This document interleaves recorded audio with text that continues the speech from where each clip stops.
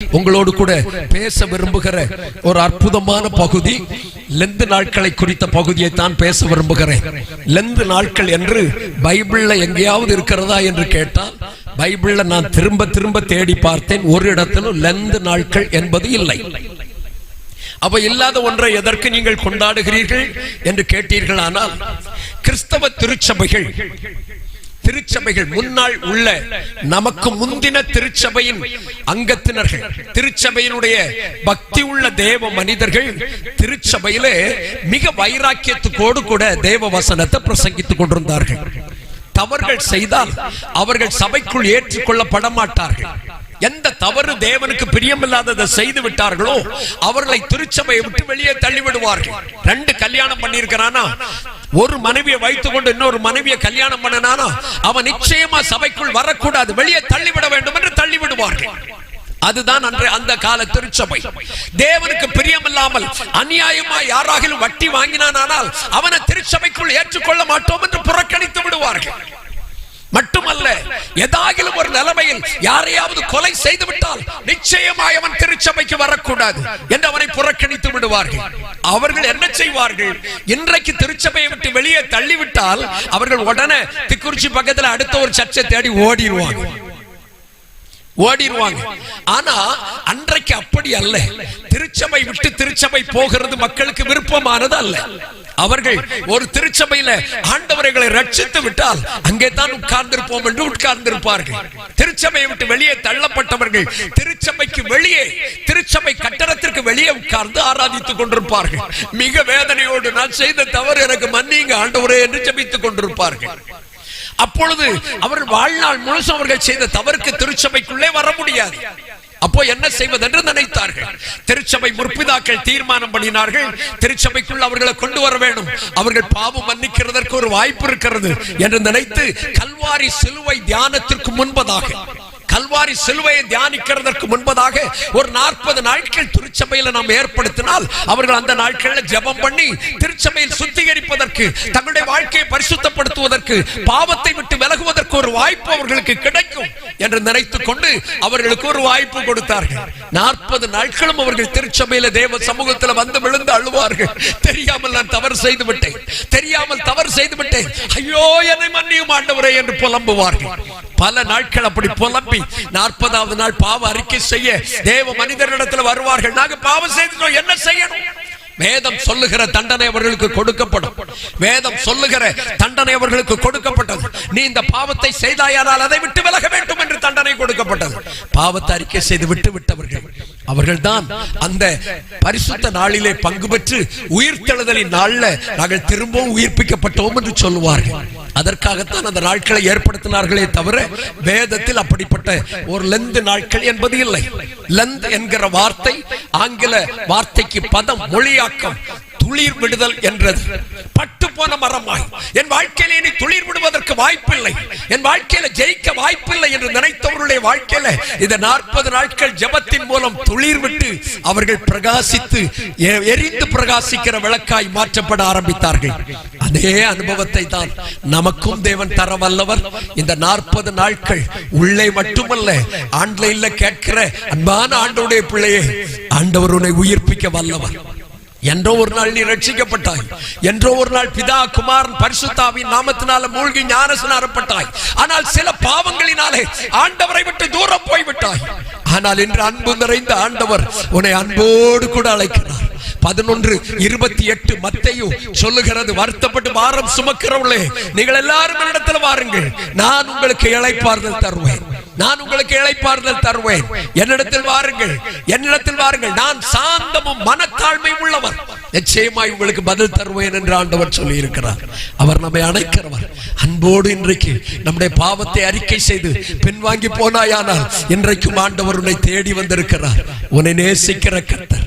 அவரை மறுதலித்த பேதுருவை விடவா பெரிய பாவம் நீங்கள் செய்து விட போகிறீர்கள்? அவரை அறியேன் என்று சபித்து சத்தியம் பண்ணின அந்த பேதுருவை விடவா பெரிய பாவம் செய்ய போகிறீர்கள்? இன்றைக்கு இந்த ஹோலி லேண்ட் டிவி ஆன்லைன் மூலமாக ஆண்டவரின் அருகிலே வந்து நீ என்னை நேசிக்கிறாயா என்று அன்போடு கேட்கிறார். நீ என்ன நேசிக்கிறாயா?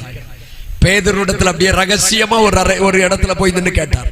யோவான் 21வது அதிகாரத்துல வாசித்து பாருங்க. நீ என்னை நேசிக்கிறாயா? இயேசு அன்போடு சொன்னார், நீ என்னை நேசிக்கிறாயா? அவன் சொன்னான், நான் உம்மை நேசிக்கிறேன். ஆண்டவர் விடவே இல்லை. நீ என்னை நேசிக்கிறாயா என்று கேட்டார். ஆம் ஆண்டவரை நேசிக்கிறேன். 3வது முறை கேட்டார், நீ என்னை நேசிக்கிறாயா என்று கேட்டார். அழுது கொண்டு சொன்னார், ஆம் ஆண்டவரே, நான் உம்மை நேசிக்கிறேன் என்பதை நீர் அறிவீர். இன்று இரவு ஆண்டவரை நேசிக்கிறது உண்மையானால் உன் பழைய பாவத்தை விட்டுவிட்டு, உன் மதுபான வெறியை விட்டுவிட்டு, உன் அழுக்கடைந்த வாழ்க்கையை விட்டுவிட்டு, உன் அழுக்கடைந்த ஜீவிதத்தை விட்டுவிட்டு, பாவத்தால் நிறைந்த உன் வாழ்க்கையை விட்டுவிட்டு, பாவத்தை மன்னிக்கிற இயேசுவிடத்தில் வந்துவிட்டால் எல்லா அநியாயத்தை நீக்கி சுத்திகரிக்கிற உண்மையுள்ள கர்த்தர் உங்கள் வாழ்க்கையில நன்மையை செய்ய வல்லவராய் வருவார். அந்த அன்பு நிறைந்த ஆண்டவரை தான் நாம் நோக்கி பார்க்க போகிறோம். இன்றைக்கு நான் உங்களுக்கு தியானத்திற்காக இயேசு செய்த ஜெபங்களை பற்றி உங்களுக்கு ஞாபகப்படுத்த விரும்புகிறேன். யோவான் 17வது அதிகாரத்தில் கொஞ்சம் திரும்பி வாருங்கள் பார்க்கலாம். யோவான் சுவிசேஷம் 17வது அதிகாரத்தை திருப்பி வைத்துக் கொள்ளுங்கள். யோவான் சுவிசேஷம் 17வது அதிகாரம். 17வது அதிகாரம் முழுவதும் இயேசு ஜெபித்த ஜெபத்தை பற்றி சொல்லுகிறது. இயேசு ஜெபித்த ஜெபம். அந்த ஜெபத்துல இயேசு ஒரு பாஸ்டர், அவரோடு இருந்த சீஷர்கள் விசுவாசிகளா இருக்கிறார்கள். அவர்களுக்காக பிதாவினிடத்துல ஜெபிக்கிற ஜெபம். பிதாவினிடத்துல ஜெபிக்கிற ஜெபம். நிறைய பேர் கேட்கிற கேள்வி, இயேசு நீங்க தெய்வம்னு சொல்றீங்களே, ஏன் அவர் பிதான்னு ஒருத்தர் சொல்றாரு? யாரையா தெய்வம் என்று கேட்டீர்களானால், உலகம் உண்டானது முதல் நம்மை பார்த்து கொண்டிருக்கிறவர் பிதா. அவர் மனுஷர்கள் பாவம் செய்த பொழுது தன் சொந்த குமாரனை அனுப்பினார் என்று சொந்த குமாரனை அனுப்பினார். மத்தேயு 3:16-17 வாசித்து பாருங்கள். அவர் யோவானால் மனுஷனை போல திருமுழுக்கு அல்லது முழுகி ஞான ஸ்நானம் பெறுகிற பொழுது, முழுகி யோர்தான்ல தண்ணீர்ல இறங்கின பொழுது வேதவசனம் சொல்லுகிறது, ஒரு சத்தம் உண்டாயிற்று, இவர் என் நேச குமாரன், இவரில் பிரியமாயிருக்கிறேன் என்கிற சத்தம் உண்டாயிற்று. மட்டுமல்ல, பரிசுத்தாவியானவர் புறாவை போல் அவர் மேல் வந்து இறங்கினார். யோவான் ஸ்நாபகன் அல்லது ஸ்நாபக அருளப்பர் என்கிற அந்த யோவான் ஸ்நாபகன் அவருக்கு ஞான ஸ்நானம் கொடுக்கும் பொழுது, யார் இவர் மேல் புறாவை போல வந்து இறங்குகிறாரோ, பரிசுத்தாவியானவர் வந்து இறங்குகிறாரோ, அவர்தான் இயேசு கிறிஸ்து என்று ஞாபகப்படுத்தினதினாலே மும்மூர்த்திகளின் தெய்வமான பிதா, குமாரன், பரிசுத்தாவியாகிய தேவன் வெளிப்பட்டார்.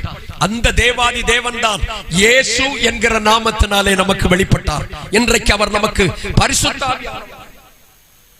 பரிசுத்த தேவமாய் நம் நடுவில் நிற்கிறார். பரிசுத்தாவியை பெற்றுக் கொண்டவர்கள் அவரை காண்கிறார்கள். அல்லேலூயா. உலகத்துல இந்தியாவை ஆண்டவருக்குள் கொண்டு வந்ததான புனித தோமா அல்லது தோமையார் என்கிற அந்த அவர் ஆண்டவரை பார்த்து கேட்டார், நான் உங்களை பார்த்தேன், எனக்கு பிதாவை காட்டித்தாரும் என்று கேட்டார். உங்களுக்கு எனக்கு இருக்கிற ஆசை தான் அந்த தோமாவிற்கு. தோமாவை பார்த்து சொன்னார், என்னை கண்டவன் பிதாவை கண்டார், என்னை கண்டவன் பிதாவை கண்டார் என்று. இரவு நீங்கள் இயேசுவே என்று அழைத்தால் பிதாவாய், பரிசுத்தாவியானவராய், திவ்ய குமாரனாய் நம் நடுவில் வெளிப்படுகிற அதே சர்வ வல்லமை உள்ளவர் மனிதனாய் பூலோகத்திலே வந்ததினாலே மனிதன் என்ன செய்ய வேண்டும் என்கிறதை காண்பிப்பதற்காகத்தான் அவரும் ஜெபம் பண்ணினார். காரணம் என்ன? ஜெபிக்கிற ஜீவிதம் நம்முடைய வாழ்க்கையில வர வேண்டும். அல்லேலூயா. சந்தோஷமா ஒரு அல்லேலூயா சொல்லுங்க பார்க்கலாம். ஜெபிக்கலன்னா அவங்க கிறிஸ்தவனே இல்லை. ஆண்டவரை பார்த்து ஜெபம் பண்ணணும். என்ன ஜெபம் பண்ணணும், என்ன ஜெபம் பண்ணணும்? நிறைய பேருக்கு எதுக்கு ஜெபம் பண்ணணும்னே தெரியாது. யோவான் சுவிசேஷம் 14வது அதிகாரம் 14வது வசனம், என் நாமத்தினாலே நீங்கள் எதை கேட்டாலும் தருவேன் என்று சொல்லுகிறார். எதை கேட்டாலும் தருவேன்னா என்ன தருவார்?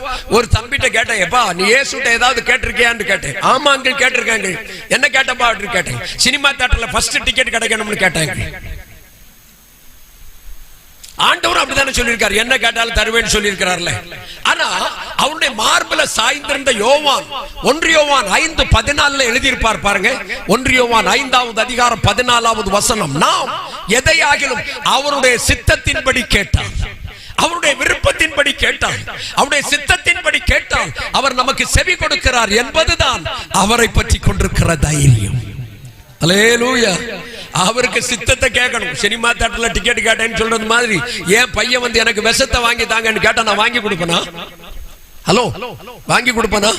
என் பையன் என்ன கேட்டாலும் கொடுப்பேன். ஆனா அவன் விஷம் கேட்டாம்னா வாங்கி கொடுப்பேனா? அத மாதிரி தான் ஆண்டவர் அவருக்கு பிரியமில்லாததை தர மாட்டார். சில நேரங்கள்ல நம்ம ஆண்டவரே எனக்கு தாரும், இதை தாரும், அதை தாரும் என்று நம்ம ஆவல கேட்போம். அவர் நமக்கு தருகிறது, அவர் நமக்கு மேல வைத்திருக்கிற சித்தத்தின் காரியங்களை தருவார். சித்தம் இல்லாதவைகளை தர மாட்டார். அதனால தான் இயேசு ஜெபம் பண்ண கற்று தரும் பொழுது சொன்ன வார்த்தை, ஆகிலும் உம்முடைய சித்தத்தின்படியாக கடவது. கஸ்தமனையில ஜெபம் பண்ணின வார்த்தை.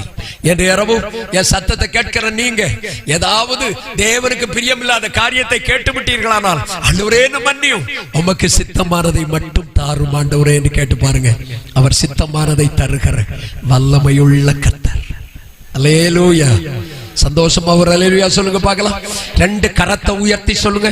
நம்புவே இயேசுவை, நம்புவே இயேசுவை. கையை தட்டி சொல்லுவோமா? நம்புவே இயேசுவை, நம்புவே இயேசுவை. சத்தமா எல்லாரும் சேர்ந்து பாடலாமா? கரங்களை தட்டி. காக்கும் கரங்கள் உண்டனக்கு காத்திடுவார் கிருபையாலே. காக்கும் கரங்கள் உண்டனக்கு காத்திடுவார் கிருபையாலே. அல்லேலூயா பாடி பாடி அலைகளை நான் தாண்டிடுவேன். அல்லேலூயா பாடி பாடி அலைகளை சேர்ந்து சொல்லுங்க. நம்புவே இயேசுவை, நம்புவே இயேசுவை, நம்புவே இயேசுவை, நம்புவே இயேசுவை. அல்லேலூயா. அவர் ஜெபம் பண்ணன சில வார்த்தைகளை நாம் தியானிக்கலாம். 17வது அதிகாரத்தை கொஞ்சம் கவனமா கவனித்துக் கொள்ளுங்கள். அது இயேசு ஜெபித்த ஒரு ஜெபத்தின் பகுதி. 1வது வசனம் 2வது வசனத்திலிருந்து கடைசி வரைக்கும் 26வது வசனம் வரைக்கும் நீங்கள் வாசித்தீர்களானால் அவர் ஜெபித்த ஜெபம் சொல்லப்பட்டிருக்கிறது. இயேசு ஜெபித்த ஜெபம் முழு ஜெபமும் அதுல கொடுக்கப்பட்டிருக்கிறது. நமக்கு ஜெபம் பண்ணதுக்கு மறந்துருவோம்னு நினைச்சுதான் அப்படி சுருக்கமா பரமண்டல ஜெபம்னு ஒரு ஜெபத்தை சொல்லி இருப்பார். அப்படி ஷார்ட்டா ஒரு ஜெபத்தை சொல்லி இருப்பார். ஆமா, பரமண்டலங்கள் இருக்கிற எங்கள் பிதாவே உம்முடைய நாமம் பரிசுத்தப்படுவதாக எல்லாம் ஜெபம் பண்றோம்ல, அந்த ஜெபத்தை ஷார்ட்டா சொல்லி தந்திருப்பார். அதை எதுக்கு ஷார்ட்டா சொல்லி தந்திருப்பார் அப்படின்னா, அதுல உள்ள காரியங்கள் எல்லாம் சொல்லி ஜெபம் பண்ணணும். முதல்ல ஜெபம் பண்ணும் போது பிதாவை நோக்கி ஜெபம் பண்ணணும் அப்படின்னு கற்று தந்திருக்கிறார். யோவான் 17வது அதிகாரம் 2வது வசனம் வாசித்து பாருங்கள் பார்க்கலாம். யாராவது ஒரு வாசிங்க.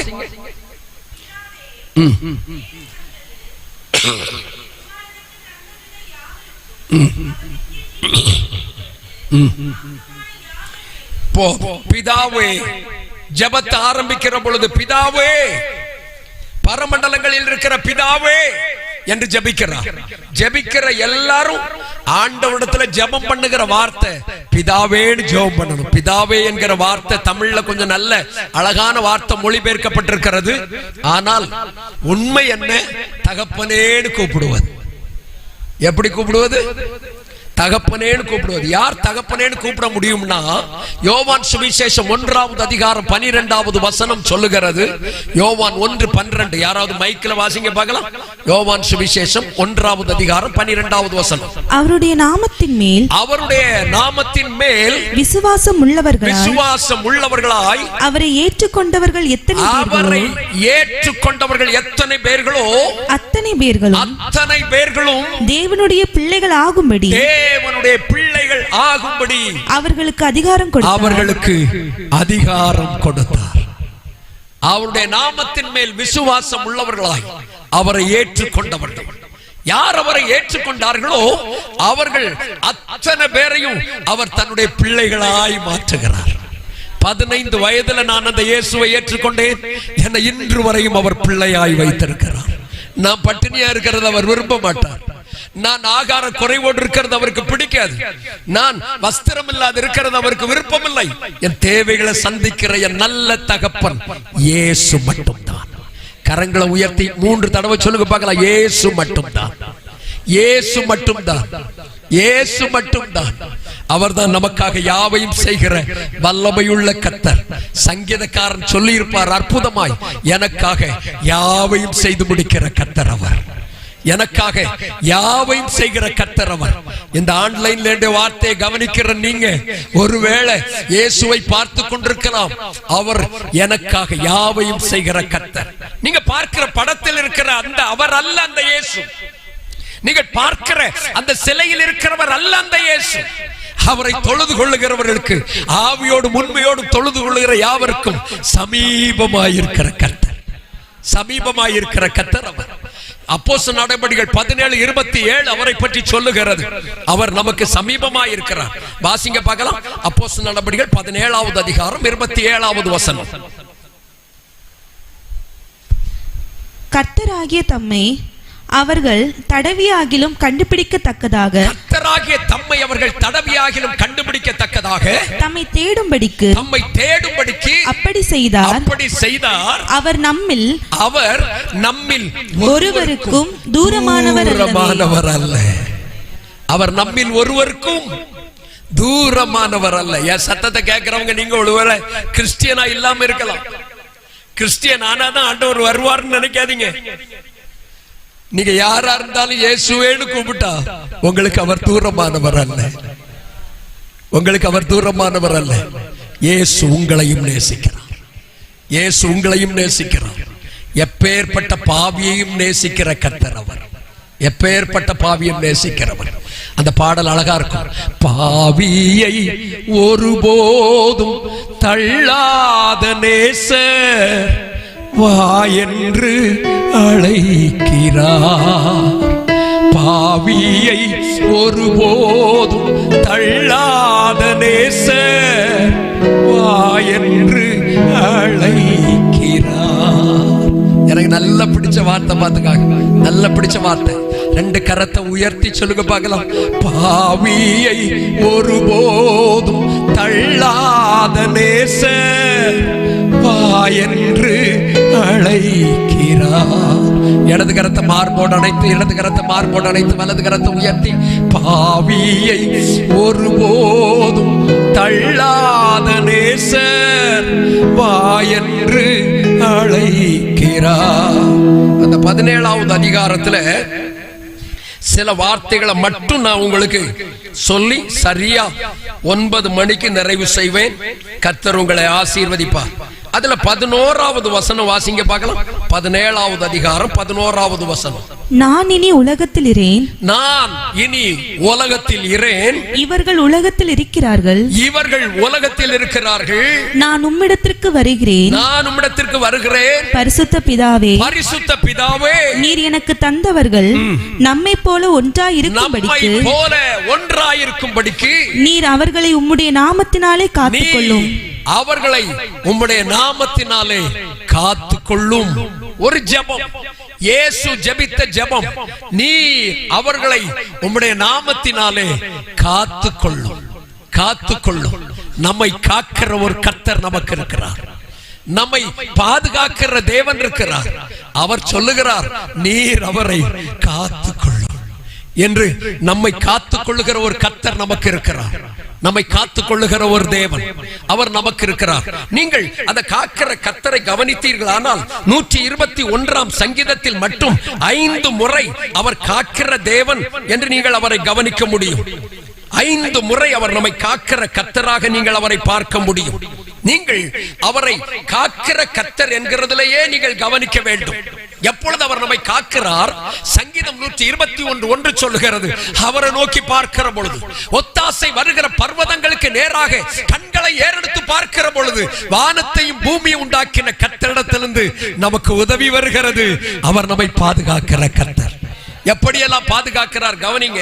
யூதா புஸ்தகம் வெளிப்படுத்தின விசேஷத்திற்கு முந்தின புஸ்தகம் 333வது பக்கம் புதிய ஏற்பாட்டுல. அதுல 21வது வசனம், ஒரு அதிகாரம் மட்டும்தான் உண்டு. அதுல 21வது வசனம் பாருங்கள். தேவனுடைய அன்பிலே உங்களை காத்துக் கொள்ளுகிறவர், தேவனுடைய அன்பிலே உங்களை காத்துக் கொள்ளுகிறவர். எந்த ஆண்டவர் நம்மை காக்கிறார் என்று தெரியுமா? நம்மை தேவனுடைய அன்பு நம்மை பாதுகாக்கிறது. தேவனுடைய அன்பு. நீங்க இன்னும் உயிரோடு இருக்கிறதற்கு காரணம் அந்த ஆண்டவருடைய அன்புதான். இன்று இரவு இந்த செய்தியை நீங்கள் ஆன்லைன்ல கேட்டுக்கொண்டிருப்பதற்கு காரணம் தேவன் உங்கள் மேல் வைத்த அளவற்ற அன்புதான். அளவற்ற அன்புதான். அந்த அளவற்ற அன்பினால் தான் அவர் உங்களை இன்னும் பாதுகாத்துக் கொண்டிருக்கிறார். இன்று இரவு எப்பேற்பட்ட பலவீனத்தில் இருந்தாலும் காக்கும் கரங்கள் உங்களை பாதுகாக்க வல்லமை உள்ளது. நம்புறவங்க மட்டும் நல்ல கரங்களை தட்டி ஆண்டவரை மகிமைப்படுத்துங்க பார்க்கலாம். அவர் நம்மை பாதுகாக்கிற கர்த்தர், பாதுகாக்கிற கர்த்தர். ஆதலால் தான் அவரை நாம் நோக்கி பார்க்கிறோம். தேவன் தம்முடைய அன்பினாலேயே நம்மை பாதுகாக்கிறார். அதே புஸ்தகத்துல யூதா புஸ்தகம் 1வது ஒரு அதிகாரம் தானே, அதுல 1வது வசனத்துல பாருங்கள் பார்க்கலாம். இயேசு கிறிஸ்துவினாலே காக்கப்பட்ட உங்களுக்கு எழுதுகிறதாவது என்று எழுதியிருக்கிறதை கவனிக்கலாம். ஒருவரை பாதுகாக்கிறது தேவனுடைய அன்பு, 2வது இயேசு கிறிஸ்து நம்மை பாதுகாக்கிறார். அல்லேலூயா. சந்தோஷமா ஒரு அல்லேலூயா சொல்லுங்க பார்க்கலாம். பாதுகாக்கிற கர்த்தர் அவர், நம்மை பாதுகாக்கிறவர். அவர் எப்படி பாதுகாக்கிறார் என்றால் இயேசு நம்மை பாதுகாக்கிறார். தேவன் அன்பாகவே நம்மை காக்கிறார். குமார் நம்மோடு கூட இருந்து நம்மை பாதுகாக்கிறார். அதனால தான் 1 யோவான் 2:2 சொல்லி இருக்கும், நமக்காக கிருபாதார பலியானார். நமக்காக பலியானார். நாம் பாவங்களுக்காக, நம்முடைய அக்கிரமங்களுக்காக, நம்முடைய அசுத்தத்திற்காக இயேசுவே பலியானார். பலியானார். அந்த இயேசுவின் ரத்தம் நம்மை பாதுகாக்கிறது இன்று வரையில். அல்லேலூயா, அல்லேலூயா. இயேசுவின் ரத்தம் பாதுகாக்கிறது. ஒரு பெரிய ஒரு திருடன் எங்க ஊர்ல இருந்தான். அந்த பயங்கரமான திருடனுக்கு அம்மா ரட்சிக்கப்பட்டவங்க, நல்ல ஆண்டவரை தேடுறவங்க. இவன் பயங்கர குடிகாரன், ஆனா ஆண்டவரை தேட மாட்டான். பயங்கர குடிகாரன். அந்த ட்ரிவாண்ட்ரம் ஹை ரோட்ல இப்பொழுது இருக்கிறதல்ல, கொஞ்ச காலத்துக்கு முன்பு அந்த ட்ரிவாண்ட்ரம் ரோட்ல அந்த 8 சீட் பஸ் எல்லாம் ஓடிக்கொண்டிருக்கிற அந்த காலத்துல அவன் குடிச்சுட்டு ரோட்ல படுத்துக்குவான். ராத்திரி பஸ் வராது அந்த வழியா, அதனால அதுல படுத்துக்குவான். ராத்திரி இந்த அம்மா வீட்டுல படுத்திருக்கிற பொழுது பிசாசானவன் அந்த வீட்டுல போனானோ. பிசாசு வீட்டுல போய் சொன்னான், உன் பிள்ளை வீட்டுல படுக்க சொல்லு அப்படின்னா.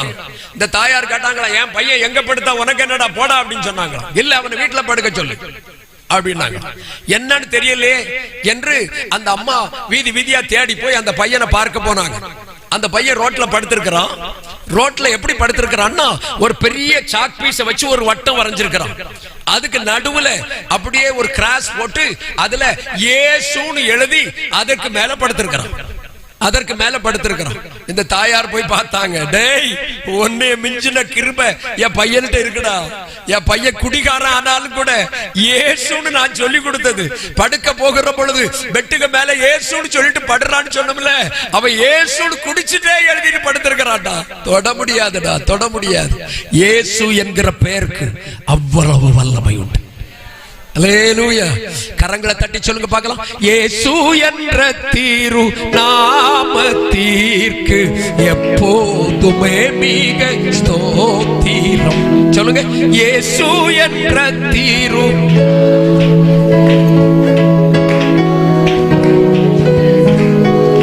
வானிலும் பூவிலும் மேலான நாமம், வல்லமை உள்ள நாமமது. வானிலும் வல்லமை உள்ள நாமமது, தூயர் சொல்லி தூதித்திடும் நாமமது, தூயர் சொல்லி தூதித்திடும். சத்தமா சொல்லுங்க, இயேசு என்ற தீரு நாமத்திற்கு எப்போதுமே மிக ஸ்தோத்திரம். இயேசு என்ற தீரு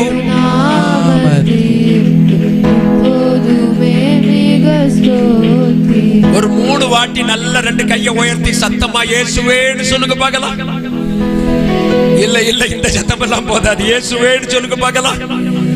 ஒருவேளை நீங்க பவுலும் சீலாவுமா இருந்த அந்த சர்ச்சை இடிஞ்சா கூட பரவாயில்ல, அஸ்திபாரங்கள் எல்லாம் அசைஞ்சா கூட பரவாயில்ல, இந்த திக்குறிச்சி ஏஜி சர்ச்சை பெருசா கட்டப்பட்டுரும். நல்ல கையை தட்டி சந்தோஷத்தோட இயேசுவே, இயேசுவே, திரும்ப ஒரு தடவை கையை தட்டி சொல்லுங்க. இயேசு என்ற திருநாம எப்போதுமே மிக ஸ்தோத்திரம். இயேசு என்ற திருநாமத்திற்கு.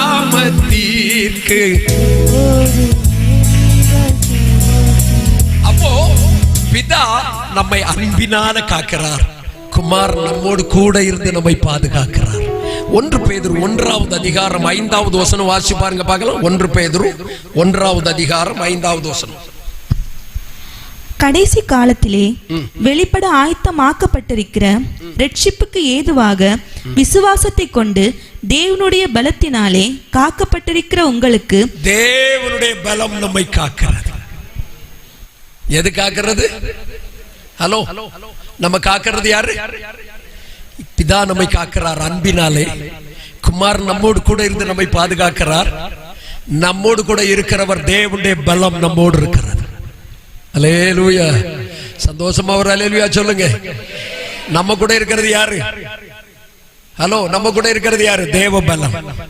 எது எது? நீ அந்த ஆள் கூட இருந்தவன் தானே அப்படின்னு பேதுருவை கேட்டோன்னு பயந்து நடுங்கினவன். அப்போஸ்தலர் 1வது அதிகாரம் 8வது வசனம் சொல்லுகிறது, பரிசுத்த ஆவி உங்களிடத்தில் வருகிற பொழுது பலன் அடைவீர்கள். 5 அதிகாரத்துல ஜெயில போட்டிருக்கிறாங்க, பயம் இல்லாம உட்கார்ந்து இருக்கிறான். 12வது அதிகாரத்துல ஜெயில போட்டாங்க, பயம் இல்லாம உட்கார்ந்துட்டு இருக்கிறார். பேதுருக்கு இவ்வளவு தைரியம் எங்க இருந்து வந்தது என்று கேட்டீர்களானால், பரிசுத்த ஆவி பெற்றுக்கொண்ட தேவ பிள்ளைகளுக்கு ஒரு விசேஷித்த தைரியத்தை கத்த தருகிறார். அல்லேலூயா. பரிசுத்த ஆவியின் அபிஷேகம் என்றால் விளையாட்டு அல்ல. பரிசுத்த ஆவியின் அபிஷேகம் என்பது சாதாரணமானது அல்ல. யார் அந்த அபிஷேகத்தை பெற்றுக்கொண்டார்களோ தேவ பலம் அவர்களை பாதுகாக்கிறது. அல்லேலூயா. கரங்களை உயர்த்தி கர்த்தரை மகிமைப்படுத்துங்க பார்க்கலாம். அல்லேலூயா, அல்லேலூயா. தேவ பலம் நம்மை காக்கிறது. அதனால தான் பரிசுத்த ஆவி உங்களிடத்துல வருகிற பொழுது நீங்கள் பலன் அடைவீர்கள், பலன் அடைவீர்கள். ஒரு சாதாரண சோம்பேறி பையன், பேசுகிறதற்கு பயப்படுகிறவன், யாரையாவது கண்டா டைன்னு சொன்னா போதும் அப்படியே நடுங்கி நின்றாள் தான். ஆனா என்றைக்கு அபிஷேகம் பெற்றேனோ, 15 வயதில் அபிஷேகம் பெற்றேன், என்னை தேவ பலன் தாங்குகிறது, தேவ பலன் தாங்குகிறது. இந்த ராத்திரி எந்த பலவீனம் இருந்தாலும் பரிசுத்த ஆவியின் வல்லமை வந்தால் நீங்கள் பலன் அடைவீர்கள், நீங்கள் பலன் அடைவீர்கள். என்னுடைய தகப்பனார் நான் பிறக்கிற பொழுது குஷ்டரோகியாய்த்தான் இருந்தார். ஒரு நாள் எல்லாரும் கூடி ஜெபம் பண்ணி கொண்டிருக்கிற பொழுது கையெல்லாம் அந்த குஷ்டரோகத்தினால் மிக பழுதடைந்து போயிருந்தது. கையை எப்படி தட்டினா ரத்தம் வந்துடும், சுண்டுனா ரத்தம் வரும்ல, அந்த மாதிரி ரத்தம் வந்துடும். பரிசுத்த ஆவியில நிரம்பினார், அபிஷேகத்துல நிரம்பினார், தரையில எல்லாம் போட்டு அந்த அடி அடித்தார். காயம் வரவே இல்லை, வரவே இல்லை. பரிசுத்த ஆவியானவர் பலப்படுத்தி இருந்தார், பலப்படுத்தி இருந்தார். அவருக்கு பூரண சுகத்தை தந்து 92 வயது வரலும் ஆண்டவருக்கு ஊழியம் செய்தார். காரணம், பலப்படுத்துகிற கர்த்தர் அவர். என் ராத்திரி என் வியாதி மாறாதா? என் யூட்ரஸ் பிரச்சனை மாறாதா? என் தைராய்டு வியாதி மாறாதா? என் கேன்சர் வியாதி மாறாதா? ஐயோ, நான் கிறிஸ்தவனே இல்லையே, நான் இயேசுவை தெரிந்து கொண்ட ஆள் இல்லையே, இயேசுவை பரிகாசித்தவன் அல்லவா என்று நினைத்தால் கூட 38 வருஷம் ஆலயத்திற்குள் போக முடியாமல் அந்த பெதஸ்தா குளத்திலேயே கிடந்தவனை தேடி வந்த இயேசுதான் இன்று இரவு ஹோலி லேண்ட் டிவி மூலம் உன் அருகிலே வருகிறார், உன் அருகிலே வருகிறார். உன் பலவீன படுக்கையை எடுத்துக்கொண்டு நடக்க சொல்லுகிற அந்த அற்புதமான கர்த்தர், உன் யூட்ரஸ் பலவீனத்தை மாற்றுகிற அந்த அற்புதமான தேவன், உன் இருதய பலவீனத்தை மாற்றுகிற தேவன். 2 முறை எனக்கு அட்டாக் வந்தாச்சு, இனி நான் செத்து போயிருவேன், என்னால வாழ முடியாது, இனி ஒரு முறை வர முடியாது என்று பயந்து கொண்டிருக்கிற உன்னை பரிசுத்த ஆவியின் பலத்தினாலே உன்னை விடுதலையாக்குகிற, உனக்கு அற்புதம் செய்கிற, உனக்கு அதிசயம் செய்கிற அதே இயேசு உன் அருகில் வருகிறார். இன்றைக்கு அவர் வார்த்தையாய் வெளிப்படுகிறார். அந்த வார்த்தை யோவான் 1:12 சொல்லுகிறது, அந்த வார்த்தை மாமிசமாகி கிருபையினாலும் சத்தியத்தினாலும் நிறைந்தவராய் நமக்குள்ளே வாசம் பண்ணுகிறார். அல்லேலூயா. உங்கள் அருகில் வார்த்தையாய் வந்திருக்கிற கர்த்தர் நிச்சயம் உங்களை குணமாக்குவார். இயேசுவே எனக்கு சுகம் தார், இயேசுவே எனக்கு அற்புதம் செய்யும், இயேசுவே எனக்கு அதிசயம் செய்யும் என்று கேட்டு பாருங்கள். நீங்கள் இருக்கிற நிலையில கேட்டு பாருங்கள், இருக்கிற சூழ்நிலையில கேட்டு பாருங்கள். அப்பா எனக்கு குணமாக்கும் ஆண்டவரே, அப்பா எனக்கு விடுதலை தாருங்கப்பா, அப்பா எனக்கு அற்புதம் செய்யுங்க ஆண்டவரே என்று கேட்டு பாருங்கள். உங்கள் பலவீனத்தை மாற்றுகிறதற்கு அவர் சர்வ வல்லமை உள்ளவர். காரணம், என் தகப்பனுடைய குஷ்டரோகத்தை மாற்றுவதற்கு கர்த்தர் வல்லமை உள்ளவராய் இருந்தார். ஆனால் அதே தேவன் உங்களை பலப்படுத்த வல்லமை உள்ளவர், உங்களுக்கு அற்புதம் செய்ய வல்லமை உள்ளவர். அதற்காகத்தான் கடந்த 10 நாட்களாய் என்றோடு சேர்ந்து 10 நாட்களாய் இந்த நல்ல வார்த்தை உங்கள் அருகிலே வருகிறது. இன்னும் 30 நாட்கள் உங்களுக்கு இந்த வார்த்தையை தியாகத்தோடு கூட ஒளிபரப்ப போகிறார்கள். வார்த்தையை தினந்தோறும் கேட்டு பாருங்கள். ஒவ்வொரு தேவ மனிதர்கள் மூலமாய் இந்த வார்த்தை உங்களை மெருகேற்ற வருகிறது, உங்களை குணமாக்க வருகிறது. எனக்கு சித்தம் உண்டுமா? நீ பலவீனத்தில் சாகிறது அல்ல, நீ பலவீனத்தில் அழிந்து போவதல்ல, இந்த கேன்சர் வியாதியில நீ செத்து போவதல்ல. எசேக்கியா என்கிற ராஜாவுக்கு அந்த வியாதி வந்த பொழுது சுவர்புறமாய் திரும்பி புலம்பி அழுதான். ஆண்டவரே என்னை குணமாக்கும் என்று அழுதான். வேதம் சொல்லுகிறது அவருடைய குணமாகுதல் 3வது நாளே வெளிப்பட்டது. 3வது நாள் தேவாலயத்திற்கு போனார். இன்றைக்கு அந்த இயேசுவை நம்பி பாருங்கள். உங்கள் வாழ்க்கையில் அற்புதம் செய்கிறதற்கு அவர் வல்லமையுள்ள கர்த்தர். நம்புறவங்க மட்டும் நல்ல தலைக்கு மேல கையை உயர்த்தி தட்டி ஆண்டவரை மகிமைப்படுத்துங்க பார்க்கலாம். தலைக்கு மேல கரத்தை தட்டி ஆண்டவரை மகிமைப்படுத்துங்க. கரங்களை உயர்த்தி அசைத்து சொல்லுங்க, நம்புவே இயேசுவை. சத்தமா நம்புவே இயேசுவை, நம்புவே இயேசுவை, நம்புவே இயேசுவை. கைகளை தட்டி சொல்லுங்க, கண்மலைகள் பெயர்க்கும் படியாய் கர்த்தர் என்னை கரம் பிடித்தார். கண்மலைகள் பெயர்க்கும் படியாய் கர்த்தர் என்னை கரம் பிடித்தார். காத்திருந்து பலனடைந்து கழுகு போல எழும்பிடுவேன். காத்திருந்து பலனடைந்து கழுகு எழும்பிடுவேன். நம்புவேன் இயேசுவை, நம்புவேன் இயேசுவை, நம்புவேன். ஹல்லேலூயா, நம்புவேன். நல்ல கையை தட்டி சொல்லுங்க, காக்கும் கரங்கள் உண்டனக்கு காத்திடுவா. காக்கும் கரங்கள் உண்டனக்கு காத்திடுவா. கைகளை உயர்த்தி அல்லேலூயா பாடி பாடி அலைகளை நான் தாண்டிடுவேன். அல்லேலூயா பாடி பாடி அலைகளை நான். கையை தட்டி நம்புவேன், நம்புவேன் இயேசுவை, நம்புவேன், நம்புவேன். ஒரு முறை கூட சொல்லுங்க, காக்கும் கரங்கள் உண்டனக்கு காத்திடுவா. சேர்ந்து சேர்ந்து காக்கும் கரங்கள் உண்டனக்கு காத்திடுவா. அல்லேலூயா பாடி பாடி அலைகளை நான் தாண்டிடுவேன். அல்லேலூயா பாடி பாடி அலைகளை நான் நம்புவேன், நம்புவேன் இயேசுவை, நம்புவேன், நம்புவேன் இயேசுவை. சத்தமெல்லாம் பாடணும்னு இல்லை, ஆன்லைன்ல உள்ளவங்க உங்கள்கிட்ட சொல்லல, ஆன்லைன்ல சொல்றேன். சத்தமா பாடணும்னு இல்ல, 2 கைய மார்போட வச்சுட்டு சொன்னா போதும் உள்ளத்துக்குள்ள இந்த வார்த்தை. நீங்க ஒருவேளை கிறிஸ்டியன் சர்ச்சுக்கே போயிருக்க மாட்டீங்க, இதுவரைக்கும் கிறிஸ்டியன் சர்ச்சு பக்கமே திரும்பி இருக்க மாட்டீங்க.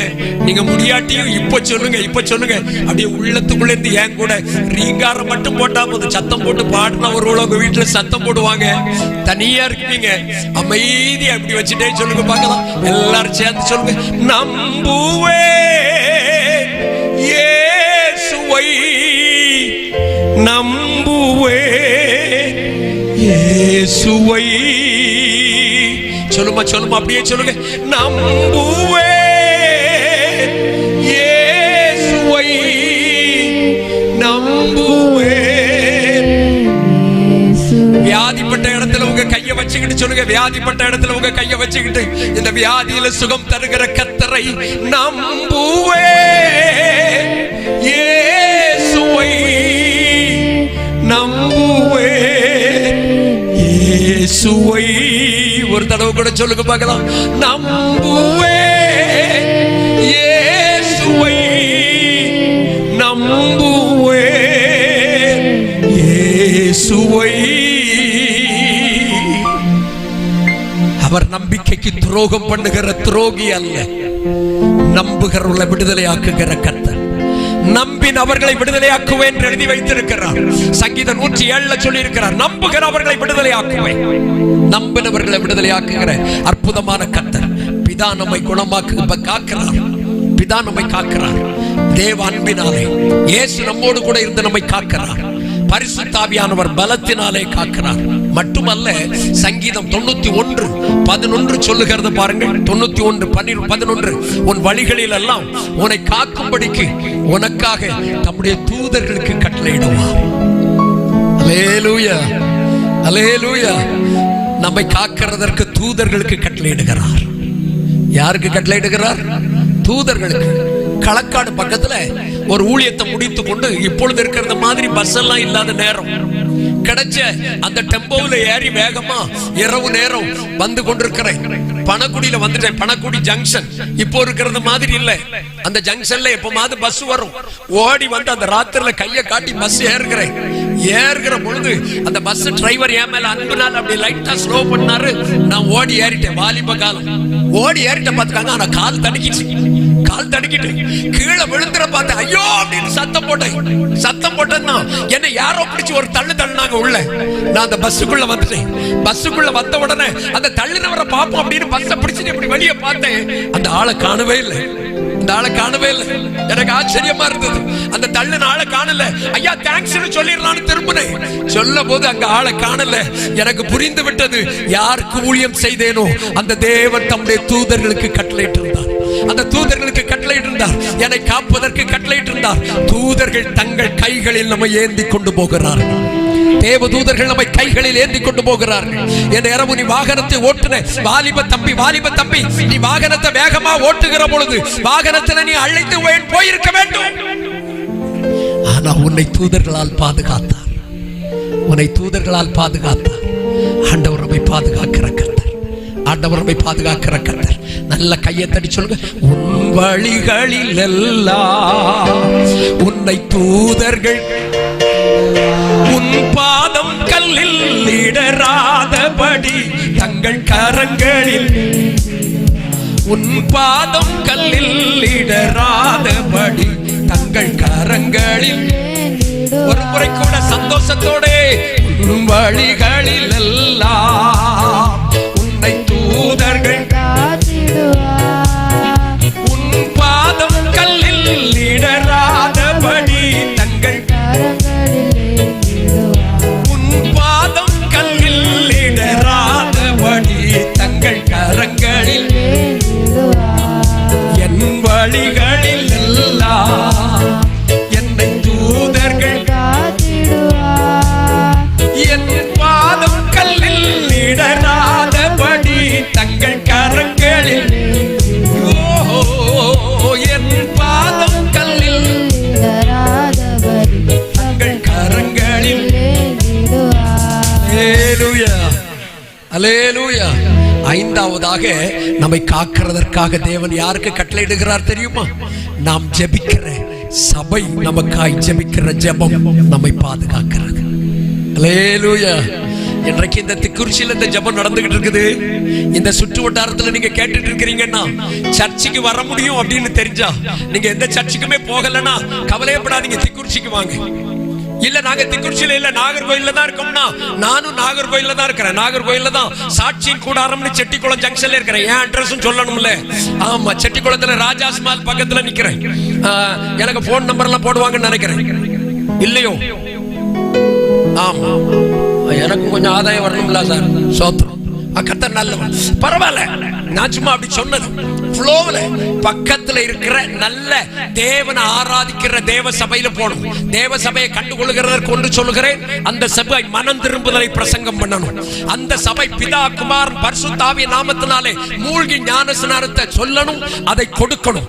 அந்த சபை பரிசுத்த ஆவியின் அபிஷேகத்தில் நிரம்பி அந்நிய பாஷையிலே ஆவியின் வரங்களினாலே ஜெபிக்கிற கிருபையை கர்த்தர் தரும்படி அந்த சபை உங்களுக்கு போதிக்க வேண்டும். மட்டுமல்ல, அந்த சபை மாறுபாடுள்ள சந்ததியை விட்டு உலகத்திற்கு ஒத்த வேஷம் தெரியாமல் பிரிந்து வாழ்கிற அற்புதமான வாழ்க்கையை போதிக்க வேண்டும். அந்த சபை அந்யோன்யத்தை சொல்லணும், அப்பம் பிக்குதலை சொல்லணும், ஜெபம் பண்ணுதலை சொல்லணும், உபவாசத்துல தரித்திருக்கிறதை சொல்லணும். அந்த சபையில நீங்க இன்றைக்கு ரட்சிக்கப்படுகிறீர்களானால் ரட்சிக்கப்படுகிற உங்களை கர்த்தர் சபையில சேர்த்துக் கொள்ள வல்லமையுள்ள கர்த்தர்.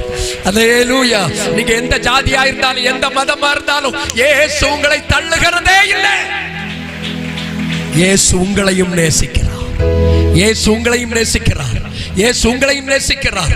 இந்த இயேசுவை நேசிக்கிற உங்களை இயேசு நேசிக்கிறார். அவருக்காய் உங்களை அர்ப்பணித்தீர்களானால் ஏதாகிலும் ஒரு சபைக்குள்ளே போய் தஞ்சம் புகுந்து விடுங்கள். அங்கே உங்களுக்காய் ஜெபிக்கிற தேவ பிள்ளைகள் இருப்பார்கள். அதை விட மேலா உங்களுக்காக ஜெபிக்கிற ஒரு அம்மா இருந்தா, உங்களுக்காக ஜெபிக்கிற ஒரு அப்பா இருந்தா, அந்த ஜெபம் உங்களை பாதுகாக்கும். அந்த ஜெபம் உங்களை பாதுகாக்கும். ஒரு இடத்துல வந்து நிற்கிறான் ஆபிரகாம். ஆதியாகமம் 19-18 அதிகார கடைசியில ஒரு இடத்துல வந்து நிற்கிறான். அங்கே எட்டி பார்க்கிறான். சோதோம் அழிக்கிறதற்கு அங்கே தேவன் போய் கொண்டிருக்கிறார். தூதர்கள் போகிறார்கள். தேவன் ஆபிரகாமோடு பேசுகிறார். ஆபிரகாமே, சோதோம் அழிக்க போறப்பா என்று சொல்லுகிற பொழுது ஆபிரகாம் லோத்துக்காக ஜெபம் பண்ணினான். அப்பா, அழிச்சிடாதீங்க ஆண்டவரே. 50 நீதிமான்கள் தான் அழிக்க மாட்டீர்களே. கர்த்தர் சொன்னார், மாட்டேன். 40 நீதிமான்கள் இருந்தால் மாட்டேன். 30 நீதிமான்கள் இருந்தாலும் அழிக்கவே மாட்டேன் பாண்டார். ஆபிரகாம் 10 நீதிமான்கள் இருந்தாலோ என்று கேட்டார். அழிக்க மாட்டேன் என்றார். அன்பான ஆண்டவருடைய பிள்ளையே, உனக்காய் ஜெபிக்கிற தாயின் ஜெபம் உன்னை பாதுகாக்கிறது. உனக்காய் ஜெபிக்கிற ஒரு தகப்பனுடைய ஜெபம் உன்னை பாதுகாக்கிறது. உங்க அப்பா அம்மா ரட்சிக்கப்படல, ஆனா உனக்காய் ரட்சிக்கப்பட்ட உன் சித்தப்பா, உன் மாமா, உன் நண்பன், உன்னுடைய உற்சார், உன் ஆபீஸ்ல வேலை பார்க்கிற, உன் அலுவலகத்துல வேலை பார்க்கிற உன்னோடு உள்ள உன் நண்பன் உனக்காய் ஜெபித்துக் கொண்டிருக்கிறானே, அந்த ஜெபம் உன்னை பாதுகாக்கிறது. அல்லேலூயா. யார் யார் நம்புறீங்க? யார் யார் நம்புறீங்க?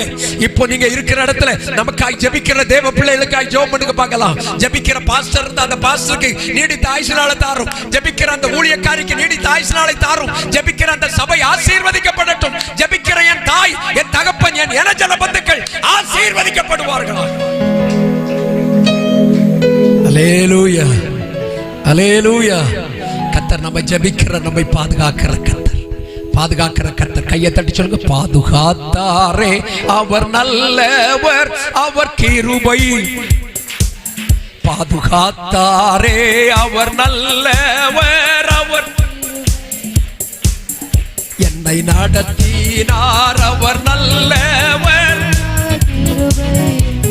கையை தட்டி, தேவ கிருபை என்றும் உள்ளது, அவர் கிருபை. அவரை போற்றி துதித்து பாடி அல்லேலூயா என்றார் பரிபோம். இயேசுவை பாடி அல்லேலூயா என்றார் பரிபோம். இயேசுவை போற்றி துதித்து பாடி அல்லேலூயா என்றார் பரிபோம். அல்லேலூயா. அப்போ 5 முறையில நம்ம பாதுகாக்கிறோம். எத்தனை முறையில? வெளிநாட்டுக்கு உங்க பிள்ளை அனுப்புனீங்கன்னா இந்த செக்யூரிட்டி கார்டெல்லாம் உங்க பிள்ளைங்க கூட இருக்குதுன்னு. அல்லேலூயா. எக்ஸாமுக்கு போறாங்கல்ல, அந்த பிள்ளைங்க கூட இந்த செக்யூரிட்டி கார்டெல்லாம் கூட போறாங்க. நம்ம பிள்ளைகள்லாம் சொங்கி மாதிரி நடக்க வேண்டியதில்லை. நம்ம சுத்தி பாதுகாக்கிற ஒரு பெரிய கூட்டமே நமக்கு முன்னாடி இருக்கு. அல்லேலூயா. சந்தோஷமா ஒரு அல்லேலூயா சொல்லுங்க. எந்த ராத்திரினாலும் தைரியமா போவேன். முன்னாடி ராத்திரி அப்படி போயிட்டே இருக்கும்போது ஒரு கோயில பார்த்தேன்னு வச்சுக்கிடுங்களா, பயந்து எடுப்பேன் ஓட்டம். அந்த ஓட்டம் ஓடி இருந்தோம்னா ஒலிம்பிக்ல நான் தான் ஃபர்ஸ்ட் ஆள். நான் இப்போ இயேசு அறிஞ்சுக்கிட்ட பிறகு எதை கண்டும் பயம் கிடையாது. பக்கடா மீச வச்சிருந்தா என்ன, சிங்கம் மாதிரி வந்தா என்ன, என் பயப்பட மாட்டேன். காரணம், என் கூட கர்த்தர் இருக்கிறார். அல்லேலூயா. அல்லேலூயா. உங்க பிள்ளைகளை பாதுகாக்கிற கர்த்தர் இருக்கிறார். உங்க குடும்பத்தை பாதுகாக்கிற கர்த்தர் இருக்கிறார். நம்மை வழிகளில் எல்லாம் பாதுகாக்கிற சர்வ வல்லவர் இருக்கிறார். பிதாவாக பலத்தை கொண்டு காக்கிறார். பிதாவாக அன்பினால் காக்கிறார். இயேசு நம்மோடு இருந்து பாதுகாக்கிறார். பரிசுத்த ஆவியானவர் பலத்தோடு பாதுகாக்கிறார். ஜெபிக்கிற சபை, ஜெபிக்கிற தேவ மனிதர்கள் நம்மை பாதுகாக்கிறார்கள். மட்டுமல்ல நம்மை பாதுகாக்க தூதர்களுக்கு கட்டளையிடுகிறார். அல்லேலூயா. அதனால தான் இயேசு ஜெபம் பண்ணினார், அவர்களை காத்துக்கொள்ளும், அவர்களை காத்துக்கொள்ளும். யோவான் 17வது அதிகாரத்துல திரும்பவும் வாங்க பார்க்கலாம். அந்த 17வது அதிகாரத்துல அடுத்த ஜெபத்திற்குள்ள போவோம். அதுல கவனிங்க, 13வது வசனத்துல பாருங்க, அவர்களின் சந்தோஷத்தை நிறைவாய் அடையும்படிக்கு அவர்களுக்காய் ஜெபிக்கிறேன். ஏன் சந்தோஷத்தை அவங்க பெற்றுக்கொள்ளணும்? என்ன பெற்றுக்கொள்ளணும்? சந்தோஷம். இயேசுவுடைய ஜெபம், நீங்க சந்தோஷமா இருக்கணும். அல்லேலூயா. யாரெல்லாம் நம்புறீங்க? இயேசு நம்மை பார்த்து நாம் சந்தோஷமா இருக்கணும். நீ துக்க முகத்தோடு இருக்கிறது என்ன என்று கேட்கிறது ஆண்டோடைய வேலை. நெகேமியா 2ஆம் அதிகாரத்துல ஒரு மனுஷனை நீங்க பாத்தீங்கன்னா துக்க முகத்தோடு இருக்கிறான் நெகேமியா. அந்த நெகேமியா நல்ல ஹை பொசிஷன்ல வேலை பார்க்கிறான். ஹோட்டல் மேனேஜ்மெண்ட்ல சீனியர் ஆபீசர் அவன். அர்த்த சாஸ்திராவிற்கு அவன் சாப்பாடு கொடுக்கிற அவ்வளவு பயங்கரமான மனிதன் அவன். அந்த மனிதன் துக்க முகத்தோடு இருக்கிறான். அந்த ராஜா கேட்கிறான், ஏன் துக்க முகத்தோடு இருக்கிறாய்? ஒரு உலக மனிதன் நம்மை பார்த்து ஏன் துக்கத்தோடு இருக்கிறாய்னு கேட்பது உண்மையானால், இயேசு முகத்தை பார்த்து ஏன் துக்கத்தோடு இருக்கிறாய்? ஏன் துக்கப்படுற? உன் துக்கம் என்ன? உன் கண்ணீர் என்ன? உன் வேதனை என்ன? என் துக்கத்தை யார்ட்டையும் சொல்ல முடியல ஐயா, யார்ட்டையும் சொல்ல முடியல. 12 வருடமாய் பெரும் பாடோடு பாதிக்கப்படுகிறேன். உதிர போக்கினால் துடிக்கிறேன்.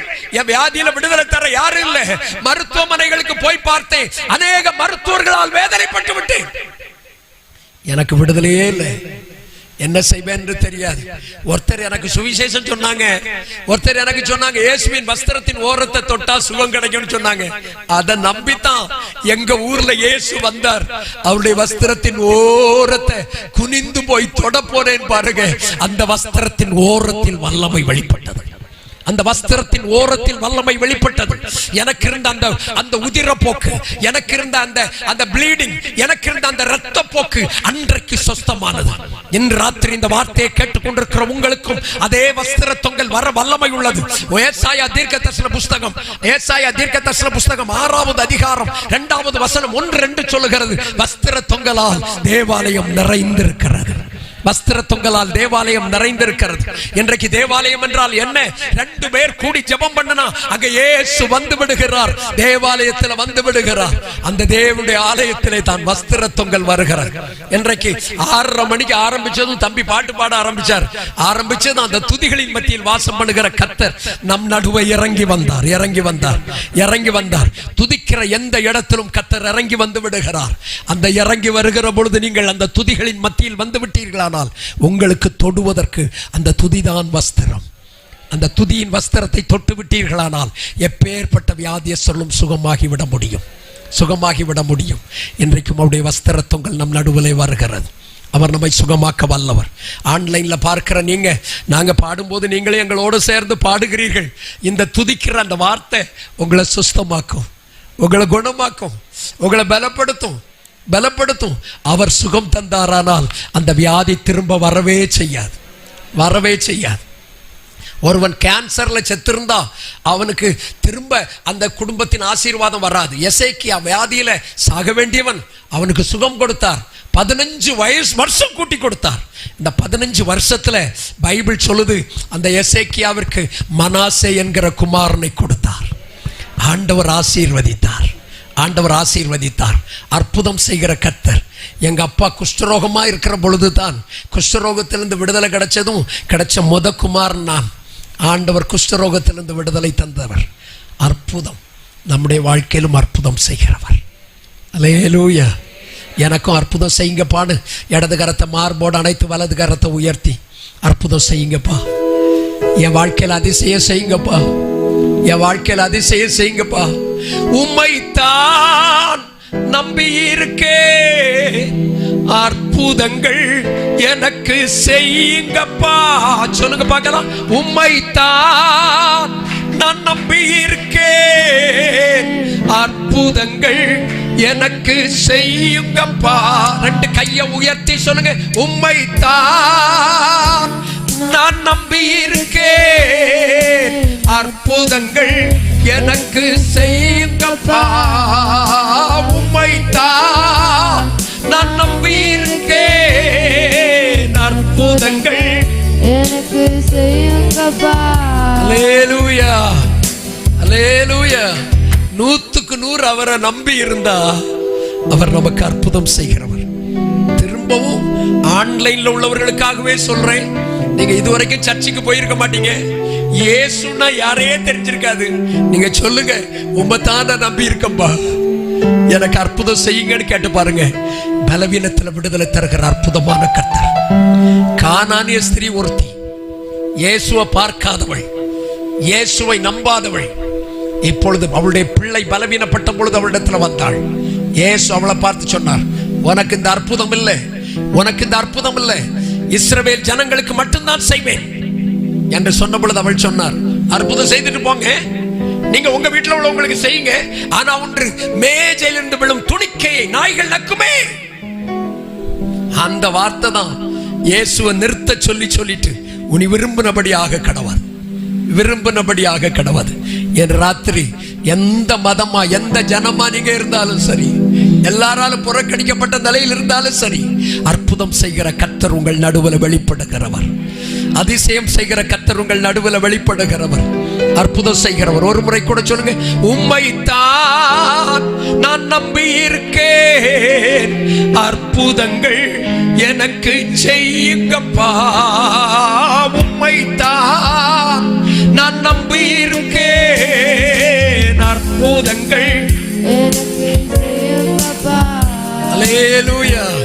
100% அற்புதம் செய்வார், 100% அதிசயம் செய்வார்.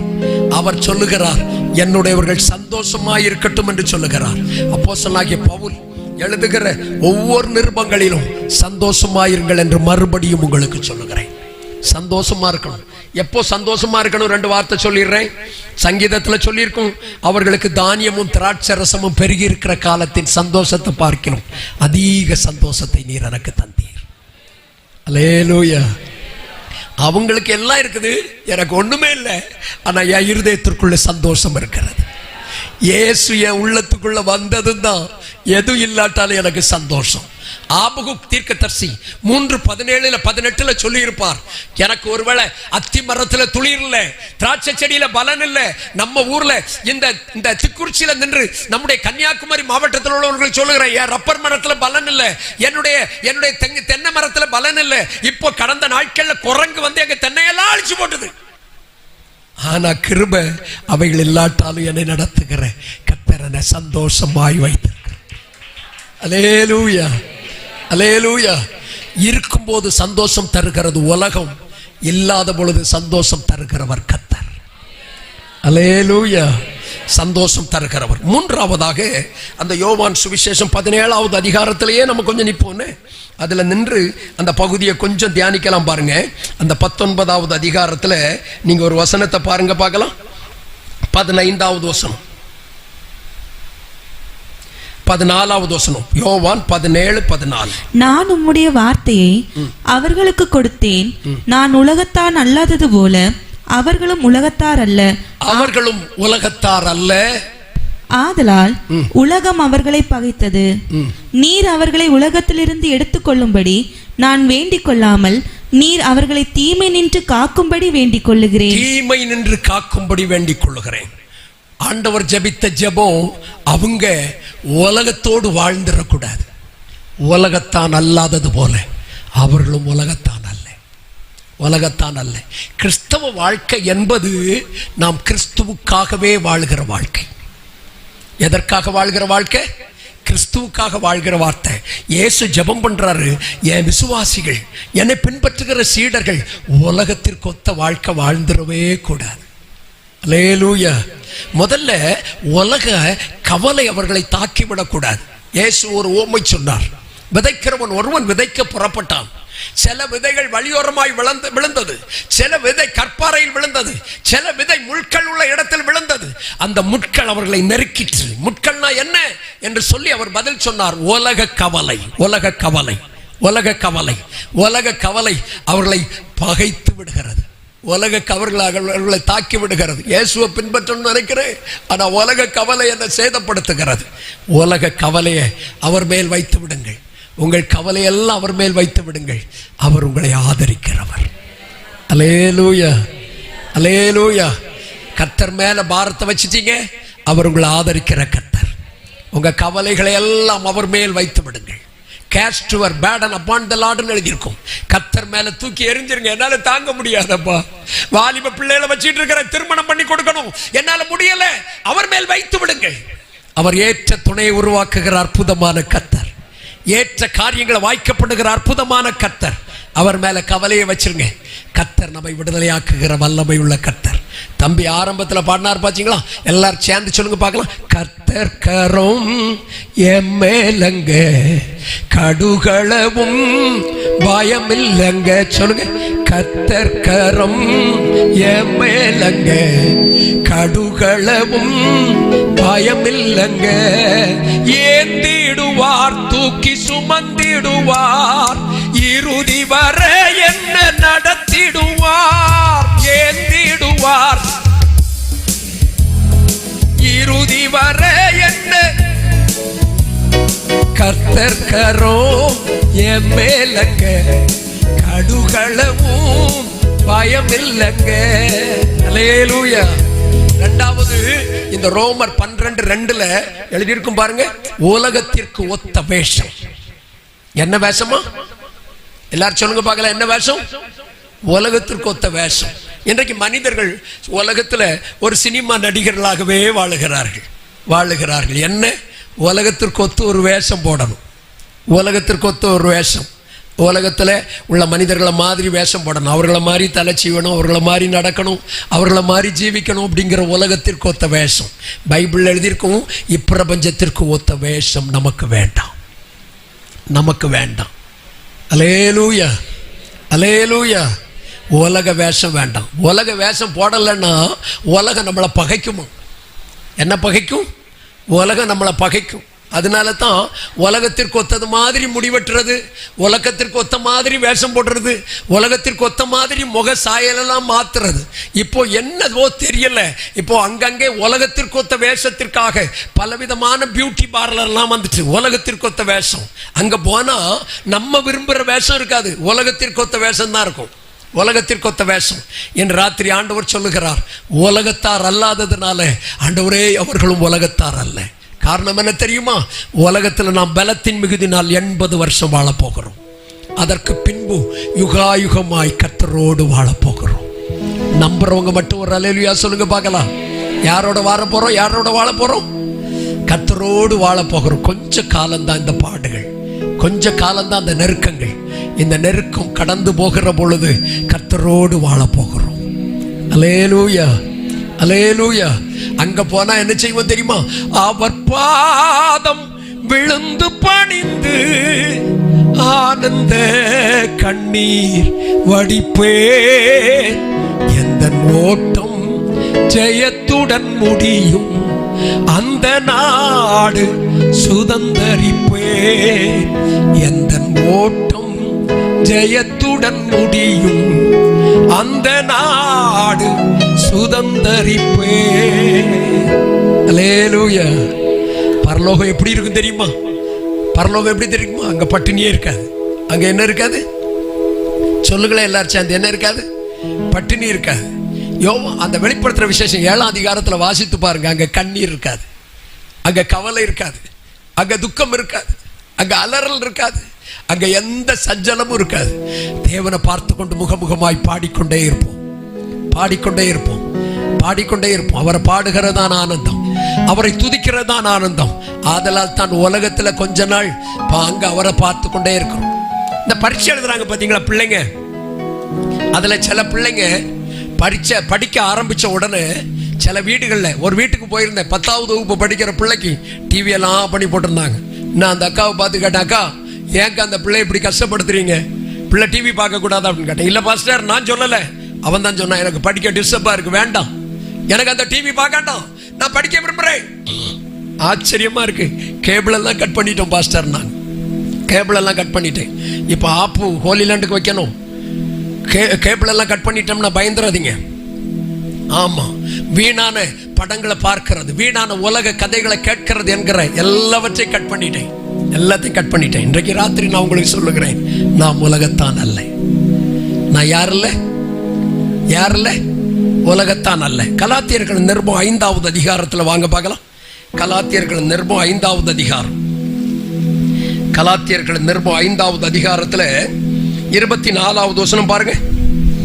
கிறிஸ்துவினுடையவர்கள் தங்கள் மாமிசத்தையும் அதன் ஆசை இச்சைகளையும் சிலுவையில் அறைந்திருக்கிறார்கள். எங்க அறைந்திருக்கிறார்கள்?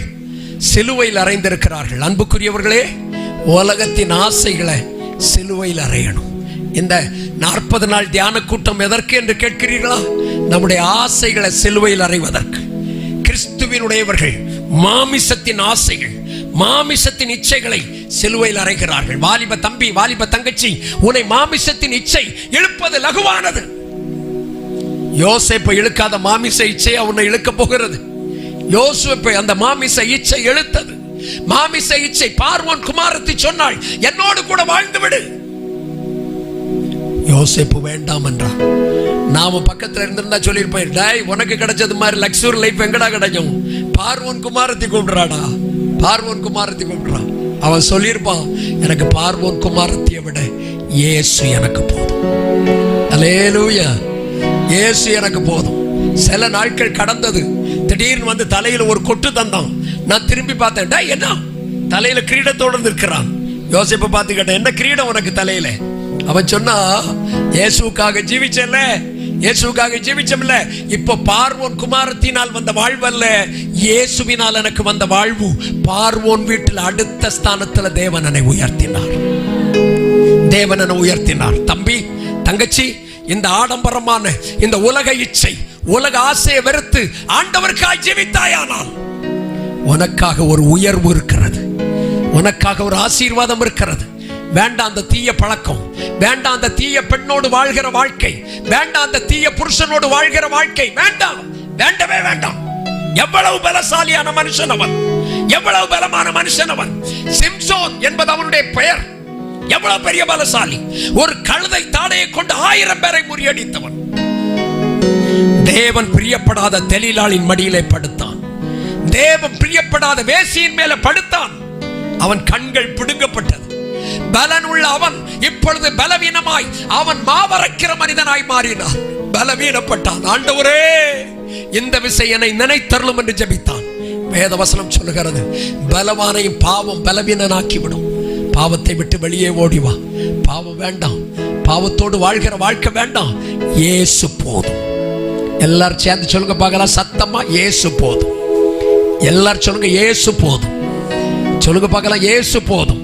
தலைக்கு மேல கையை தட்டி சொல்லுங்க, இயேசு போதும். மனிதர் என்னை கைவிட்டாலும் மாமிசம் அழுகி, ஓ மனிதர் என்னை கைவிட்டாலும் மாமிசம் அழுகி, ஐஸ்வர்யம் யாவுமே அழிந்திட்டாலும் ஆகாதவன் என்று தள்ளிவிட்டாலும், ஐஸ்வர்யம் யாவுமே ஓ ஆகாதவன் என்று கையை தட்டி, இயேசு போதுமே, எந்த நாளிலுமே என் நீலையிலுமே எந்த உலகோர் உன்னை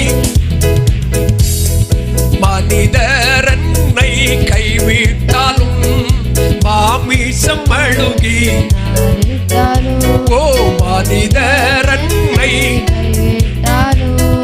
மாமிசம் அழுகி, ஐஸ்வர்யம் யாவுமே அழிந்திட்டாலும் ஆகாதவர், ஓ ஐஸ்வர்யம் யாவுமே ஆகாதவர்